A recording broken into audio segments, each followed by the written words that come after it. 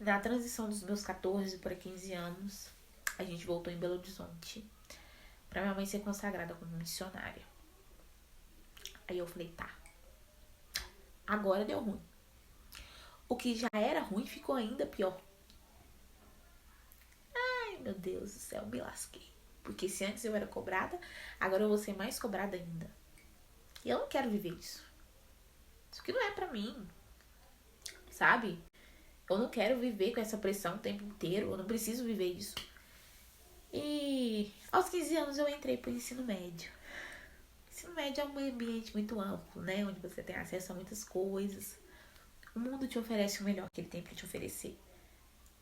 E eu, como uma cristã nascida em berço evangélico, eu embarquei naquilo ali. E foi onde tudo começou. Eu contei essa parte do tudo aconteceu de uma forma muito romântica, né? Mas não foi assim não. Entendeu? Eu me lasquei, mas eu me lasquei bonito. Entendeu? Foi só ladeira abaixo. Quando você pensar que foi ruim, foi pior. Foi uma fase onde que eu quis experimentar tudo que eu ainda não tinha vivido na minha vida. Vou viver porque nunca vivi. Vou viver sim. Só que eu tinha que me manter minhas outras personagens que eu tinha montado pras pessoas, né? E aí, aquele vazio que eu já tava sentindo, ele começou a se estender. Só que, pra quem que eu ia contar? Eu tinha as minhas personagens, eu não podia contar pra ninguém. Como que eu ia fazer?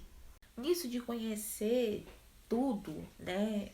Eu me envolvi em alguns relacionamentos abusivos, me envolvi com pessoas, sabe? Que não tinham que ter entrado na minha vida de forma nenhuma. Mas até então eu era dona do meu nariz, né? Eu podia fazer o que eu quisesse. Até enquanto eu tava dando conta de manter as personagens, tava tudo ótimo. E eu sempre fui uma pessoa muito ignorante. Eu era uma pessoa muito soberba. Sempre achei que a minha verdade tinha que prevalecer. E é exatamente isso que nos derruba. Principalmente aos 16 anos. E a tendência foi só piorar, porque eu usava várias coisas para cobrir aquele vazio que eu tinha. Menos o que precisava. E nisso foi até os meus 18 anos de idade. Quando eu fiz 17 anos, foi me entregue a primeira vez a liderança do grupo de jovens. Eu falei, oh Senhor, eu sei que tu me sondas. O que que tá acontecendo aqui? O que que tá acontecendo? Aí me entregaram. Aí eu falei, tá, né? Só que quando eu tava ali ministrando, sabe, para aqueles jovens, era como se eu realmente sentisse que tinha alguma presença dentro de mim. Só que como eu tava muito cética, eu não sabia explicar muito bem o que era que tava acontecendo, entende? E aquilo ali eu comecei a gostar, sabe? E eu fiz 2 anos no grupo de jovens. E eles me tiraram. Bom, né? Pronto. Aí foi mais um motivo pra eu fazer tudo que eu queria fazer. Falei, tá, beleza. Vai me tirar? Vai tratar comigo? Tem certeza? Aí beleza. Saí e tal. Parei de ir na igreja, até porque eu tava fazendo faculdade na época. Então, tanto que eu podia evitar de ir na igreja, eu evitava. Não fazia muita questão de nada e tal. E ali mesmo, nos meus 18 anos, minha mãe me chamou pra ir num congresso. Isso no finalzinho, né? Minha mãe me chamou pra ir num congresso. Só que desde ali nos meus 16 anos, que eu ouço uma voz falar comigo, sabe? Falar o que eu devia fazer, o que eu não devia. Eu tive sonhos que depois se tornaram realidade da forma que eu vi, da forma que eu tive acesso. Eu tinha visões e eu nunca entendia por que aquilo, o que era aquela voz. Então eu sempre achei que aquela voz era algo, um fruto da minha cabeça, ou a minha própria intuição. E depois disso, depois do grupo de jovens, aquilo ali passou a aumentar, sabe? É como se eu tivesse tido um amor muito grande por jovens. Tivesse abraçado aquilo ali pra mim, sabe? Mesmo fora do grupo de jovens, eu senti essa necessidade de cuidar deles. Era algo muito inexplicável. Depois desse congresso que a minha mãe me levou, né? Quando eu fiz 18 anos, no congresso mesmo eu fui por obrigação. Como quase tudo que eu tava fazendo na minha vida, que era relacionado à igreja, eu tava indo por obrigação. Fui, só que foi algo inexplicável. Foi uma coisa que eu nunca tinha sentido. Só que também só durou aqueles 2 dias. Porque eu não deixei ultrapassar nada. Eu não quis deixar ir pra frente. Porque pra mim Deus era um carrasco e sempre ia ser daquela forma.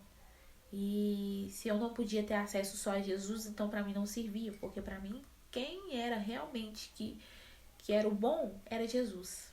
Pra mim Deus não, sabe? E aquilo ali virou nada depois. Eu continuei vivendo a minha vida normal.